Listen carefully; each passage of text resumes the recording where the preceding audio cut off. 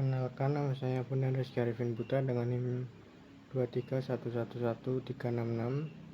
Di sini kita akan membahas konsep database management system. Peran basis data sangatlah menonjol sekali. Proses data menjadi andalan yang kehadirannya sangat diperlukan oleh institusi dan perusahaan. Basis data tidak hanya akan mempercepat pencarian dan pelacakan data dan informasi saja, tetapi juga dapat meningkatkan pelayanan kepada banyak orang dan publik. Hal inilah yang menjadi alasan kenapa saat ini banyak perusahaan yang mulai beralih menggunakan komputer untuk pemrosesan datanya. Yang berikutnya yaitu definisi istilah basis data. Banyak menimbulkan interpretasi yang berbeda.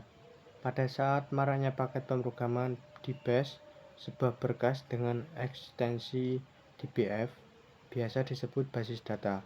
Ungkapan ini sebenarnya benar tapi salah. Orang umum menyebutnya salah kaprah karena sebenarnya DBF adalah objek data dan bukan basis data. Suatu database manajemen atau DBMS akan berisi satu koleksi data yang akan saling berelasi dan satu set program untuk mengakses data yang sudah diciptakan. Jadi sebenarnya DBMS terdiri dari database dan set program pengelola untuk memproses data. Basis data terdiri atas dua kata, yaitu basis dan data.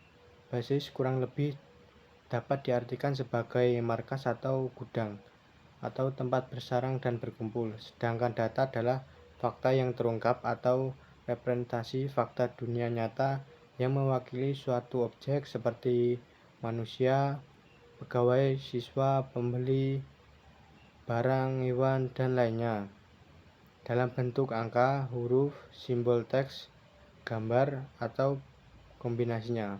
Jadi, basis data adalah sekumpulan data tentang suatu benda atau kejadian yang saling berhubungan satu sama lain.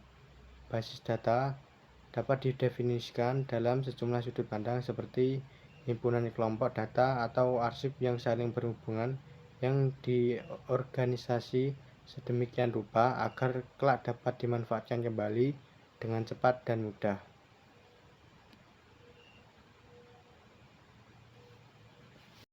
Yang kedua yaitu kumpulan file, tabel, arsip yang saling berhubungan yang disimpan dalam media penyimpanan elektronis. Yang ketiga, kumpulan data yang saling berhubungan yang disimpan secara bersamaan sedemikian rupa dan tanpa pengulangan atau redundansi yang tidak perlu untuk memenuhi berbagai kebutuhan. Yang keempat yaitu basis data merupakan penyajian suatu aspek dari dunia nyata, misalnya basis data perbankan, perpustakaan, pertanahan, atau perpajakan. Yang kelima yaitu basis data merupakan kumpulan data dari berbagai sumber yang secara logika mempunyai arti implisit, sehingga data yang terkumpul secara acak dan tanpa punya arti tidak dapat disebut basis data. Dan yang terakhir yaitu basis data perlu dirancang, dibangun, dan dikumpulkan untuk satu tujuan.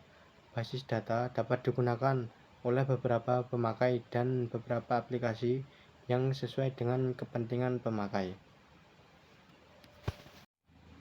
Yang berikutnya hierarki data, yaitu secara tradisional data diorganisasikan ke dalam suatu hierarki yang terdiri atas elemen data, rekaman, dan berkas.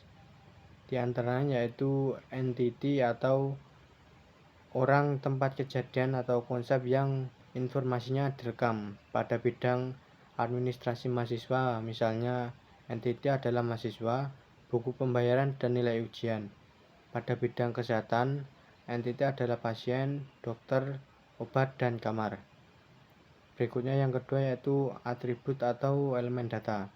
Setiap entity mempunyai atribut atau sebutan untuk mewakili suatu entity. Seorang mahasiswa dapat dilihat atributnya, misalnya seperti nama, NIM, alamat, nama orang tua, agama, dan jenis kelamin. Atribut juga disebut sebagai data elemen, data valid, item, data atau medan. Yang ketiga, data value atau isi, data aktual atau informasi yang disimpan pada tab elemen, data atau atribut. Atribut nama karyawan akan menunjukkan tempat di mana informasi nama karyawan disimpan.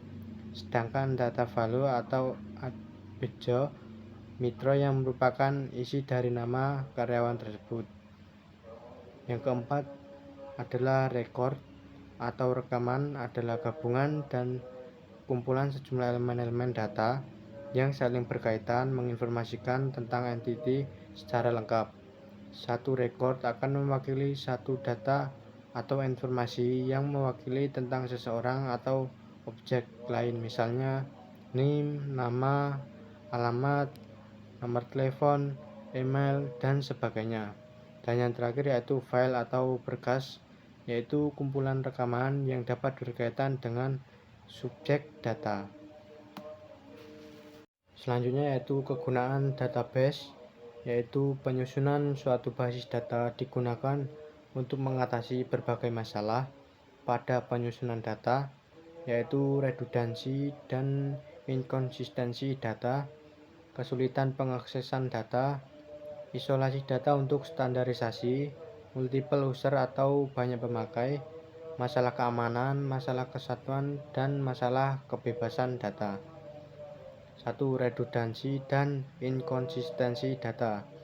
Jika berkas-berkas dan program aplikasi diciptakan oleh programmer yang berbeda pada waktu yang berselang cukup panjang, maka ada beberapa bagian data akan mengalami penggandaan pada berkas-berkas yang berbeda pula. Sebagai contohnya adalah alamat dan nomor telepon pelanggan kita tercatat pada berkas deposito, juga pada berkas rekening koran, dan juga berkas nasabah. Penyimpanan di beberapa lokasi untuk data yang sama ini disebut sebagai redundansi atau pengulangan, dan mengakibatkan pemborosan ruang penyimpanan dan juga biaya untuk mengakses lebih tinggi. Penyimpanan data yang sama atau berulang-ulang di beberapa berkas dapat mengakibatkan juga inkonsistensi atau tidak konsisten. Hal ini terjadi jika suatu ketika seorang pelanggan pindah ke alamat atau nomor telepon, maka seharusnya ketiga berkas yang memulai data tersebut harus diubah juga.